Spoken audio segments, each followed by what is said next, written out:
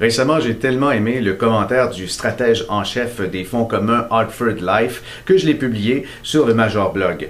Ce que j'aimais de son commentaire en ce qui a trait à la morosité économique, c'est que quoi qu'il arrive, des guerres, des crises, des cataclysmes, peu importe, ce qui est important avant d'investir, c'est de cibler les bénéfices. Les bénéfices et encore les bénéfices. Les sociétés qui font des profits et qui ont aussi de bonnes réserves de liquidité sont presque à l'abri de toutes les tempêtes. Je dis presque parce qu'il y a certainement de l'incertitude dans l'air. Il faut évidemment voir comment l'exécutif de telle ou telle société parvient à sortir du pétrin, mais pour ça, on a les chiffres et surtout de bons exemples dans la dernière décennie.